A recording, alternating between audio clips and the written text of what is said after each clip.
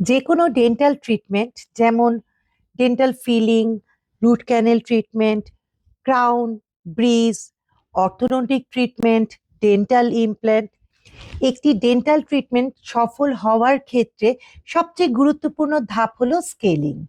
কারণ দাঁতের ভিতরে জমে থাকা খাদ্যকণা এবং জীবাণু থাকা অবস্থায় যদি আমরা যে কোনো ডেন্টাল ট্রিটমেন্ট করি, সেক্ষেত্রে কিন্তু আমাদের মুখের জীবাণু শরীরের বিভিন্ন অংশে সংক্রমণের সম্ভাবনা অনেকাংশেই বেড়ে যায়। এক্ষেত্রে কিন্তু ট্রিটমেন্ট সাকসেস হওয়ার রেটও অনেকাংশেই কমে যায়। আর আমরা যদি প্রথমে স্কেলিং এর মাধ্যমে আমাদের মুখে এবং দাঁতে জমে থাকা ব্যাকটেরিয়া দূর করার পর যদি যে কোনো ট্রিটমেন্ট স্টার্ট করি, তাহলে কিন্তু সেই ট্রিটমেন্ট সাকসেস হওয়ার রেট 100% বেড়ে যাবে। তাহলে বুঝতেই পারছেন, স্কেলিং হলো সঠিক এবং সফল ডেন্টাল ট্রিটমেন্টের প্রথম এবং সবচেয়ে গুরুত্বপূর্ণ ধাপ, যা অনেকেরই অজানা।